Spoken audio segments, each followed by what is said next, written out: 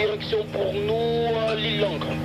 Monter dans ce bateau, c'est faire la navette entre deux mondes. Devant nous, les lueurs de la base la plus secrète de la marine française.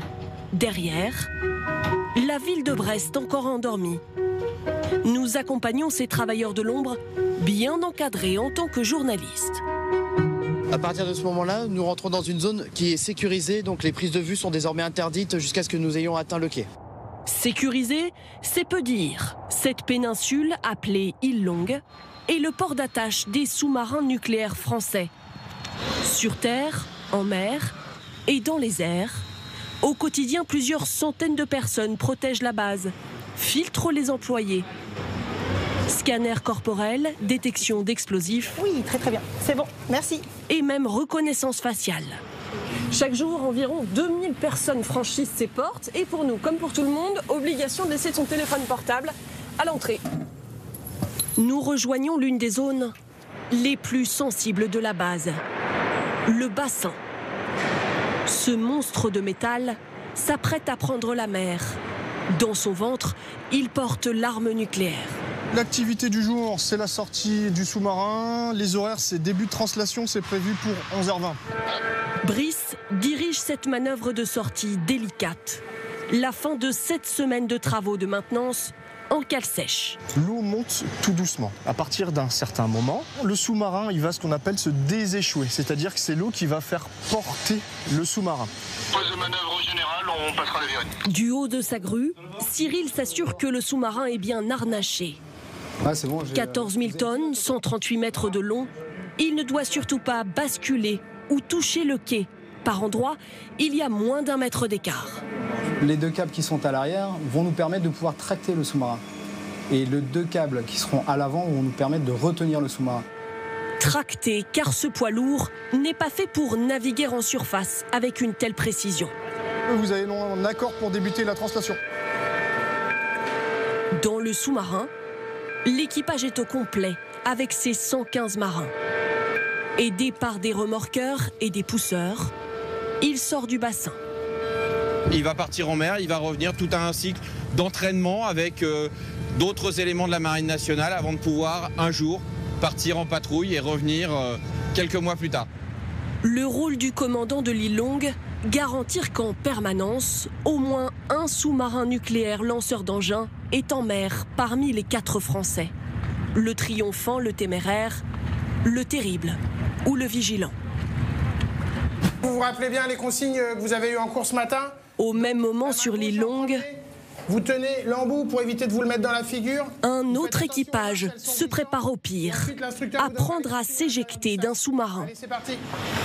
En cas d'avarie grave, explosion, incendie, fuite d'eau, c'est le sas de la dernière chance.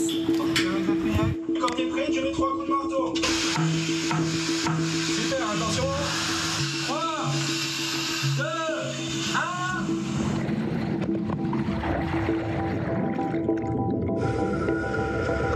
1. Il est propulsé à la surface, grâce à l'air piégé dans sa combinaison étanche.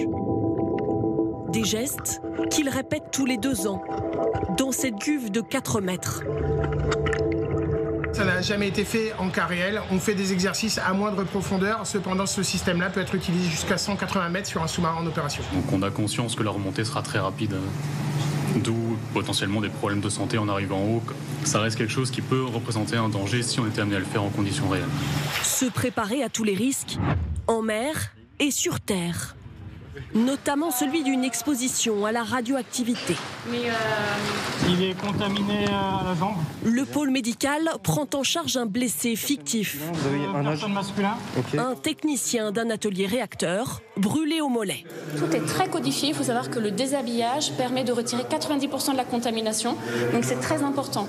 Couche par couche, les infirmiers découpent sa tenue et l'emballent pour confiner les éléments radioactifs. Demande de possibilité de transférer le patient en salle de décontamination. C'est bon, vous avez l'autorisation du transfert du patient. Ok, reçu. Ce poste pour blessés radiocontaminés n'a jamais servi en cas réel. Mais il est indispensable au cœur de cet arsenal nucléaire. On est un complexe militaro-industriel avec beaucoup d'activités nucléaires. à la fois liées à l'arme nucléaire, bien entendu, à la fois liées au réacteur, et c'est pour ça qu'on a cet énorme centre, c'est le plus grand centre de prise en charge de blessés radiocontaminés. À quoi ressemblent des missiles nucléaires? À quelques kilomètres de l'île Longue, ils prennent forme ici, dans cette usine Ariane Group. Alors ici, on est dans l'atelier de stockage, où on vient ici stocker donc les étages des fusées, des missiles. Et donc ici, on est devant 3 étages assemblés qui forment une partie du missile. Ces tubes gris, des missiles quasiment prêts.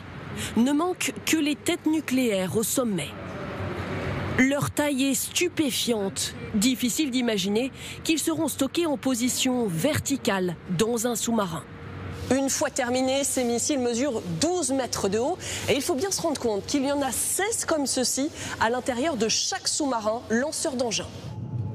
La puissance de feu de chaque sous-marin représente l'équivalent de plusieurs centaines de fois la bombe d'Hiroshima. En théorie, bien sûr, car le principe de la dissuasion est de ne jamais recourir à cette arme. Alors Esther, merci d'être avec nous. Je vais vous poser une question. J'ai piqué l'accroche d'un papier que j'ai trouvé de Ouest France sur l'île Longue, justement. Comment parler de quelque chose dont on n'a pas le droit de parler alors qu'il serait bon d'en parler, mais sans trop donner l'envie de s'intéresser au sujet? Vous avez 2 heures. C'est exactement ça, c'est parfaitement résumé. En fait, nous, pour ce reportage, on a passé notre temps à naviguer entre les interdits. D'abord, pour une fois qu'on a eu le go, le feu vert de la marine pour tourner, il a fallu beaucoup d'allers-retours pour savoir ce qu'on pouvait montrer, comment le montrer. Lors du tournage, peut-être que vous l'avez remarqué, en fait, sur ces 6 minutes de reportage, je vous mets au défi de trouver un seul plan large en extérieur. En fait, il n'y en a pas, tout simplement parce que partout, cette base est tellement stratégique, elle est truffée de systèmes de surveillance, de caméras, et donc à chaque fois, Irina Fourni a eu beaucoup de patience pour cadrer chaque plan, pour éviter de montrer ces images qui sont évidemment très très sensibles pour l'armée. Nous avons dû aussi faire valider à l'issue du tournage ces images pour s'assurer que rien n'avait échappé à notre vigilance ni à celle de nos accompagnants. Et puis aussi, forcément, on s'est engagé à ne pas dire de quel bateau il s'agissait sous nos yeux devant notre caméra, ni à quel moment c'était tourné, pour ne donner pas trop d'infos sur ces secrets d'État, évidemment. Il n'empêche que, vous l'avez bien dit, en fait, l'armée a quand même tout intérêt à montrer ces sous-marins, montrer leurs allées et venues, qu'ils sortent, qu'ils sont opérationnels, parce que ça, c'est tout simplement montrer que cette arme nucléaire, elle est crédible et dissuasive. Donc, montrer nos sous-marins, c'est aussi montrer notre dissuasion nucléaire. Et oui, évidemment. Et on aura remarqué qu'il y a eu beaucoup de floutage aussi, pas un numéro de série qui n'apparaît, etc., etc. C'est compliqué. Bon, pour l'avoir fait sur le Charles de Gaulle, j'imagine bien, évidemment, ce que ça a pu donner. Ceci dit, c'est extrêmement impressionnant quand même. Vous avez eu accès, Esther, à des choses qu'on a quand même rarement vues. Enfin, je veux dire, quand on vous voit à la fin dans ce hangar d'Ariane Group avec ces missiles, alors sur lesquels il manque les têtes nucléaires, mais quand même, on a rarement vu ça quand même. C'est vrai qu'on a rarement vu ça. Il n'empêche quand même qu'il y a une dizaine d'années, mon prédécesseur Olivier Santéqui avait eu la chance de pouvoir entrer sur ce site. Il me semble pas qu'on les voyait en entier. Enfin bref, c'est un détail. Mais ce qui est quand même très impressionnant, je vous garantis, quand on entre dans ce hangar de stockage, c'est la taille de ces missiles. 12 mètres de haut, là, ils sont presque finis. Il manque les têtes nucléaires qui sont ensuite ajoutées sur l'île Longue. Là, c'est de la poudre, on va dire des dizaines et des dizaines de poudres assemblées à la verticale, comme des fusées. Vous l'avez noté sans doute, c'est Ariane Group qui gère ce site. Ariane, forcément, expert en fusées. Et c'est très, très impressionnant parce qu'en fait, on a toujours de la peine à imaginer que ces missiles, ils rentrent après à la verticale dans les sous-marins. Ça fait plus de 12 mètres de haut. Et finalement, le sous-marin, il est façonné en fonction de la taille de ces missiles. Il fait 12,5 mètres de diamètre, donc exactement pour pouvoir les stocker à la verticale.